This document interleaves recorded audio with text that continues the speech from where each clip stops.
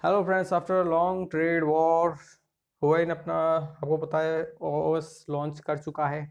और ये एंड्रॉयड को compete करने के लिए ही मार्केट में उसने उतारा है। बट क्या वो सक्सेसफुल हो पाएगा? अगर हम कंपेयर करें मार्केट की करंट सिनेरियो की, तो आप ये देख सकते हैं कि एप्पल के मतलब एंड्रॉयड के बाद सबसे ज़्यादा एप्पल का जो ओएस है वो मार्केट में है। और उसके बाद आपका विंडोज़, और बाकी फिर आपके जावा जो छोटे मोटे हैं ऑपरेटिंग सिस्टम।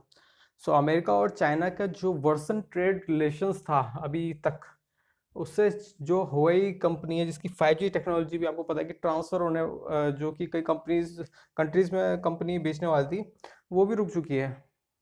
सो इसका रीज़न कई सारे हैं, और जो ट्रेड वॉर है वो भी इसका एक मेन रीज़न है। सो अभी तक 9 पॉपुलर मोबाइल ऑपरेटिंग सिस्टम हो चुके हैं, इनमें से कई आपने इस्तेमाल किए होंगे, कई नहीं किए होंगे। सो पहले है Android operating system Google INC का।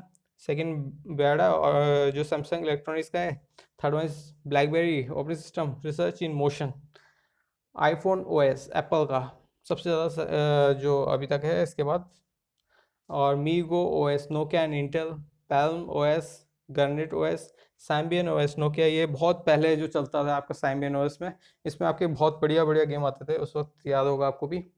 Web OS Palm HP. Window OS Windows mobile. और मैं सैम्बियन ओएस का एक चीज़ और बता दूँ कि सैम्बियन ओएस पे नोकिया ने काम करना बंद कर दिया, अदरवाइज सैम्बियन ओएस आपका एंड्रॉयड को टक्कर देने लायक ओएस था उस वक्त, अगर सैम्बियन ओएस पे कंपनी काम करना शुरू करती।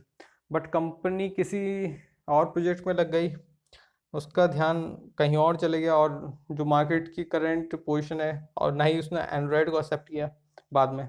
सो इस वजह से नोकिया काफ़ी ख़राब स्थिति में चल रहा है। आपको पता है उसकी मोबाइल का एक जगह बिक ही नहीं रहे कंट्रीज़ में। तो Huawei unveils own operating system to compete with Android. Huawei said its Harmony OS or Hongmeng will bring more harmony and the convenience to the world. So harmony OS इसका नाम, और या तो होंग मैंग हो सकता है, जो भी है, बट हारमोनी ओएस हम बोलेंगे। So who is officially announced as Harmony OS, the operating system? It was the rumor to be the developing to replace its lens on Android. In China, the software will be known as Hongmeng. The company says the operating system, a microkernel-based distributed OS, can be used in everything from smartphones to smart speakers, wearables, and in vehicle systems to create a shared ecosystem across devices. So actually आप ये आजकल देख रहे होंगे कि जब हम mobile से लेके अपनी स्मार्ट वॉच को इस्तेमाल करते हैं, तो सबके लिए अलग अलग ऐप्स होती हैं। डिवाइस से लेके मतलब सबको आपको अलग अलग इंस्टॉल करना पड़ता है। बट अब आपको क्या करना है कि एक ऐप इंस्टॉल करनी है, एक डेवलपर को एक ऐप डेवलप करनी है, और उसी ऐप को आप अपने डिफरेंट डिवाइसेस में इंस्टॉल कर सकते हैं, अगर ये हुआ ओएस के द्वारा कहा जा रहा है। अगर ये बात सही है तो इससे जो एंड्रॉयड की जो सेलिंग है, जो एंड्रॉयड ऑपरेटिंग सिस्टम है, उसको ज़्यादा लोग एक तरह से फिर प्रेफर नहीं करेंगे, क्योंकि जब उन्हें लगता है कि जो डेवलपर है उसे लगेगा कि भाई इसमें ऐप्स एक बार बना दी, वो ऐप्स आपकी सब जगह चलेगी, चाहे वो एंड्रॉयड जो आपका हुआई का हारमोनी ओएस से टीवी क्यों ना हो, उसमें भी वो ऐप्स चलेगी, तो कितना बेटर हो जाएगा उसके लिए। उसको बस एक बार प्रोग्रामिंग करनी है, एक बार उस ऐप में कोडिंग वगैरह करनी है, बाकी सब खत्म। So, in a statement, the CEO of Huawei's consumer business group, Richard Yu, says the Harmony OS is completely different from the Android OS because of its ability to scale across different kinds of devices. You can develop your app once, then flexibly deploy them across a range of different devices, the CEO says. So, ये मैंने अभी बताया आपको जो वही था। अब एक चीज़ और डिस्कस कर लेते हैं कि in a statement, the CEO of Huawei Consumer Business Group, Richard Yu, says that the Harmony OS is completely different from Android and iOS because of its ability to scale across different kinds of devices. So Android और iOS अभी आपको ये चीज़ें प्रदान नहीं कर रहे हैं जो आपको हारमोनी ओएस दे रहा है। तो ये एक डिफरेंटली काफ़ी आगे वाली लेवल पे पहुंच चुका है, और गूगल भी इसमें काम कर रहा है। Google's experimental Fuchsia operating system which is design to run on various form factors. So ये भी गूगल का एक ऑपरेटिंग सिस्टम है, और ये एंड्रॉयड के अलावा इसमें काम करा जा रहा है, जो कि मल्टीपल आपके डिवाइसेस में काम कर सके। और गूगल इसमें काफ़ी आगे तक पहुंच चुका है, बट आपको पता है हुआई ने काम ख़त्म कर चुका है लगभग, उसका फिनिशिंग लाइन पे है। सो हुआई अब ने एक फ़ोन में मेरे ख्याल से उसने लॉन्च भी कर दिया है, और अब ये मेरे ख्याल से कम्प्लीटली इस पर काम, एक तरह से इसको लॉन्चिंग कंटिन्यूसली लॉन्च करेगा अपने हैंडसेट्स में। और इसका बेनिफिट क्या होगा, आने वाले टाइम पे जितने भी चाइनीज़ डिवाइसेस होंगे आपके, वो आपके हुआई ओएस से संबंधित होंगे। अगर इन और पहले इसकी ऐप डेवलप की जाएगी तभी इनको इनकी इसको ओएस को फ़ोन्स में इंस्टॉल करके दिया जाएगा कंज्यूमर को। और इस ओएस से आपको ये बेनिफिशियल भी हो सकता है कि कल को आपको अगर कोई मल्टीपल ऐप्स की बजाय एक ऐप्स बनानी है किसी डेवलपर को, सो उसको ज़्यादा कोडिंग वगैरह करनी नहीं है, एक ऐप बनाई और वो मल्टीपल प्लेटफॉर्म्स पर चल जाएगी आपकी। सो HarmonyOS has an official name, but it still has some major hurdles to overcome. Huawei is expecting developers to recompile their apps for this new operating system with the ability to code once and the deploy across multiple devices with different screen layouts, interactions, and more. Huawei says developers can compile a range of the languages into machine code in a single environment, but it's unclear exactly how easy that will be for developers. So ये भी एक बात है कि आप ये कह रहे हैं कि ये आसान है, पर ये तो जब कोई डेवलपर काम करना शुरू करेगा तो उसके लिए ये बात तभी तो साबित होगी कि ये कितना आसान है। क्योंकि आप जो मतलब ये जो एक तरह से वर्बली बोला जा रहा है कि आप एक ऐप बनाइए और उसको मल्टीपल प्लेटफॉर्म में चला सकते हैं, बट इसमें कितनी कोडिंग लगेगी, क्या कितनी इसमें हर्डल्स हैं, क्या क्या हैं, वो एक तरह से डेवलपर को प्रोग्राम करते वक्त ही पता चलेगा। The highly anticipated software is considered crucial for the tech group's survival as it confronts a looming White House ban on US companies selling technology products to Huawei, which could end its access to Google's Android operating system.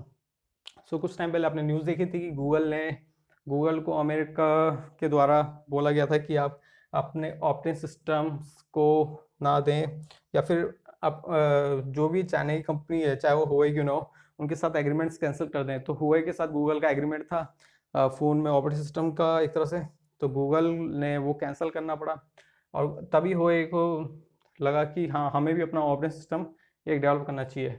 और ये operating system उसी वक्त से नहीं था, दरअसल ये 2012 से इसमें काम शुरू हो चुका था हुआई के द्वारा, बट इसमें काम तेज़ी से तब शुरू हुआ जब गूगल के द्वारा एक तरह से मना कर दिया गया ऑपरेटिंग सिस्टम देने से हुआई के डिवाइसेस को।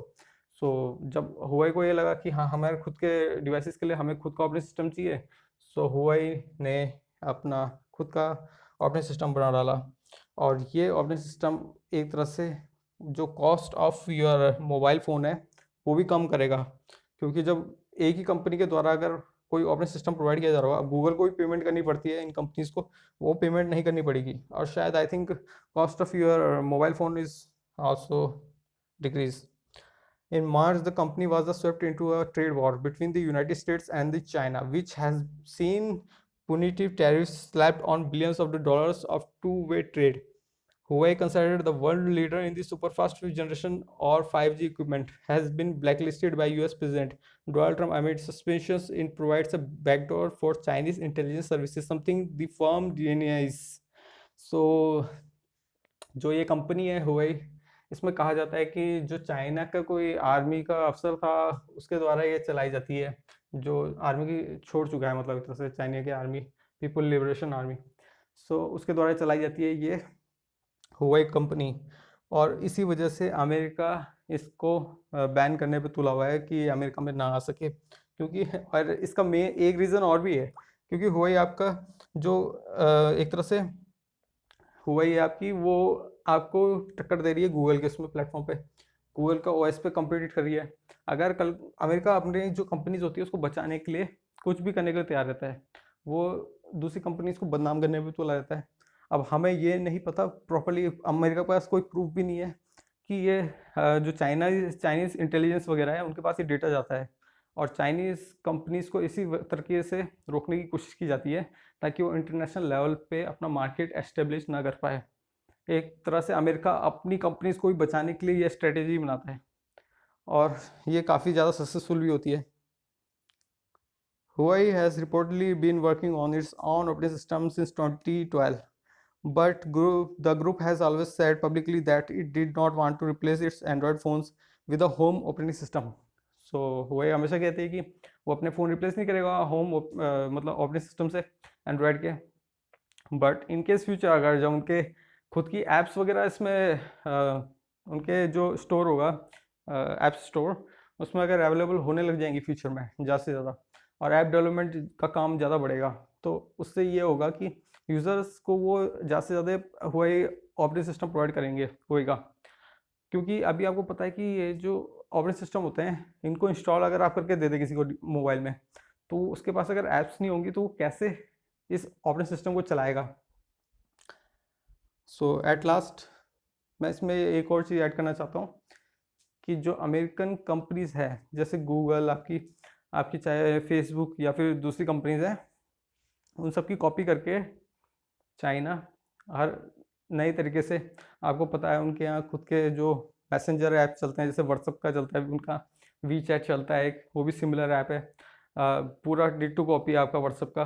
तो आप ये समझ सकते हैं कि कितना ज़्यादा चाइना ने अमेरिकन टेक्नोलॉजी को कॉपी कर रखा है।